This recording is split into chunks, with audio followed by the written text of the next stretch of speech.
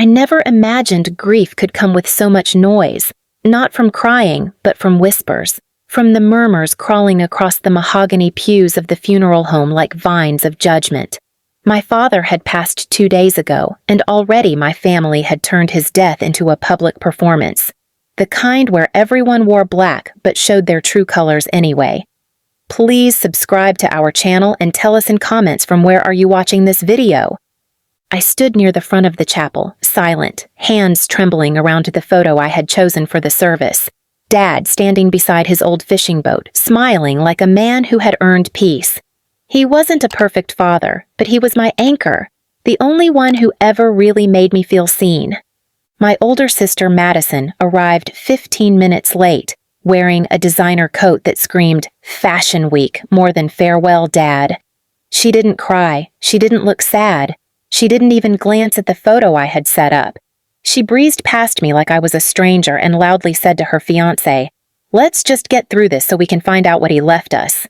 Those words stung more than I was willing to admit. I blinked, stunned, watching people around us pretend not to hear her. I could hear Dad's voice in my memory. "People show you who they are when there's money on the table. Watch who leans in." I didn't want to lean in. I didn't want to believe she could be so cold. But she kept proving it, one careless smirk at a condolence, one exaggerated yawn during the eulogy. She whispered to her fiancé again, "He better have left something real. I wasted a whole weekend for this." I couldn't take it anymore. I stood and walked outside just to breathe. The funeral director followed, offering a gentle word. "You doing okay?" he asked. I nodded, lying. "Yeah, just need a minute." He waited, hesitated, then added, "I don't usually say this, but your dad was a good man. Quiet, but he always talked about you." That broke me. Right there in the parking lot, mascara running, heart split wide open, I let the grief in. Madison hadn't asked how I was doing. No one from her side had. My father's body wasn't even buried yet, and all she wanted was the inheritance. And it got worse. At the small family gathering after the service, she clinked her wine glass and said, "Okay, everyone, can we cut the sad stuff and get to the will? I'm starving and tired, and honestly, he wasn't even around that much." Silence. My jaw clenched. My aunt gasped. My grandmother quietly excused herself to the bathroom. I felt a heat crawl up my neck, but I didn't say anything. Not yet, because I knew something Madison didn't. Dad had rewritten his will last year, and I was the only one who knew why. A few months ago, he had called me into his hospital room. He wasn't doing great then. Tubes, machines, the whole sterile orchestra of dying slowly. He asked me to sit beside him and said, "You know your sister? She only comes when there's money. But you came when all I had was pain. I want you to remember this moment because someday it'll all be yours." At the time, I thought he meant memories, a final fatherly line to comfort me in the dark. But a week before his death, his lawyer called me. Your father updated everything. He wanted to ensure the right person carried his legacy. That day had arrived. Tomorrow, the will would be read in his lawyer's office. Madison didn't know it yet, but her smug smile was already on borrowed time. And I, his invisible daughter, his afterthought in family photos, was about to become the executor of everything he left behind. The silence wouldn't last forever. The truth was coming. The next morning, I stood outside the law firm with a knot in my stomach and a folder clutched tightly in my hand. Inside were all the documents my father had entrusted me with. Old bank statements, letters, a sealed envelope labeled "For Madison," only if she asks, and a photo of the two of us fishing when I was 12. A memory he said he carried everywhere in his wallet until the day he passed. The parking lot slowly filled up. Madison pulled in late again, parking diagonally across 2 spaces like she always did, like the world should shift for her convenience. She stepped out wearing oversized sunglasses and sipping a cold brew, not a trace of mourning on her face. Her fiancé trailed behind her, half asleep, mumbling something about brunch reservations. "Finally," Madison groaned when she saw me. "Can we get this over with?" "I have a mani-pedi in an hour." I didn't say a word. I didn't need to. We entered the firm's conference room, polished wood, leather chairs, quiet as a chapel. Mr. Ellison, our family's longtime attorney, stood at the head of the table. He gave me a small nod before beginning. "I know today isn't easy," he said, "but your father was clear about how he wanted this handled. There are no copies being sent out. Everything will be read here, aloud, as per his request." Madison rolled her eyes. Dramatic as always. Typical Dad. Mr. Ellison continued, his voice calm but unwavering. "This will is dated exactly 9 months ago. It supersedes all previous versions, and it begins with this message, which your father insisted I read word for word." He picked up a handwritten letter and began, "If you're hearing this, then I've left this world, and I hope I left it a little better by making this decision. I spent too many years watching my daughters grow apart. One treated my home like a vending machine. The other treated it like a duty. But only one showed up when I was sick. Only one called without asking for something, and only one sat beside me when the pain made me question if life was still worth living." I saw Madison's smirk twitch at the edges. Her fingers tightened around her phone. "Madison," Mr. Ellison continued, reading from the letter, "you were always the star. The one in the spotlight. The one your mother and I placed too many hopes on. And perhaps that made us blind. But in my final months, the truth became unavoidable. You visited once, stayed 10 minutes. You asked about the house, not my health. Then you left early to catch a flight to Mexico." Madison gasped. "That's not fair. I had obligations. Mr. Ellison held up a hand. "You'll have a chance to speak after, but your father's letter is not finished." "Emily," he read, turning toward me, "you were never loud. But you were always present, and in the silence of pain, presence speaks loudest. You were my nurse, my chauffeur, my daughter, and my peace.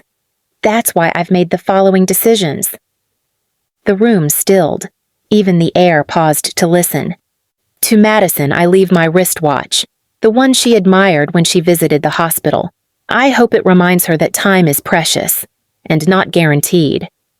Madison let out a short laugh. "You're joking. A watch?" To Emily, Mr. Ellison continued, "I leave my house, my savings, my investments, and the lake cabin where I taught you how to bait a hook. You already know where the documents are." I looked down at my folder, trying not to cry. I wasn't shocked. Dad had prepared me. But hearing it spoken aloud, like final proof that I hadn't just imagined our bond, cracked something deep inside. Madison shot up from her seat, voice sharp. "This is insane! He must have been manipulated. He was sick. You poisoned his mind." Mr. Ellison calmly handed her the sealed envelope I had brought. "He wrote you a letter, Madison. He said to only give it to you if you questioned his decision." She snatched it with shaking hands, tore it open, and scanned the contents. Her face changed, confusion first, then embarrassment, then pale rage. He wrote this? Seriously?" I could see tears welling up in her eyes. She was losing control. But I knew my father had given her more than she deserved. He gave her truth. She slammed the letter down. "So what now? You get everything? You, the quiet one who always played second fiddle?" I stood slowly and said the words I had rehearsed for months.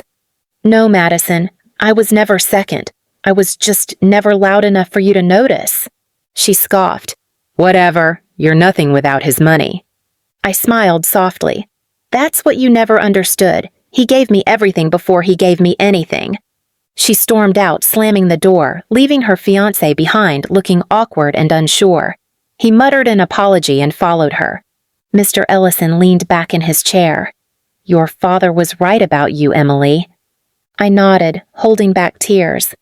But what no one in that room knew, not Madison, not even Mr. Ellison, was that I wasn't just inheriting my father's money. I was going to use it.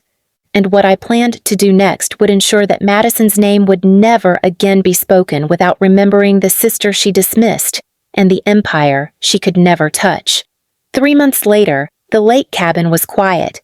still scented with pine wood and old cigar smoke, the way Dad had left it. I stood by the window, watching the ripples on the water. In one hand, I held a glass of red wine. In the other, I held a signed contract. I'd just sold one of Dad's oldest investment properties for triple its value. I wasn't selling out. I was building something. Something bigger than revenge. Something Dad would have been proud of. And it started today. The funeral, the will reading, and Madison's tantrum had all gone viral online. I never posted anything myself. But somehow, a lawyer's assistant had leaked part of the reading and someone had filmed Madison screaming in the parking lot. She got a whole estate? I got a watch? That clip got over 3 million views in a week. People called it the most satisfying inheritance ever. Madison disappeared from social media for a while. But I didn't. I quietly launched a foundation in my father's name, the Henry Aldridge Trust. It offered grants to caregivers who had sacrificed their careers to take care of family. I poured half the inheritance into it. The rest? I turned into property. Apartments for low-income women, a scholarship fund for quiet daughters no one believed in. I invested in my own startup, something I'd buried for years because my parents said it would never amount to anything. But I hadn't forgotten what happened at the reunion. The day Dad was lowered into the ground, our family held a celebration of life at the same hotel we'd used for reunions since I was a kid.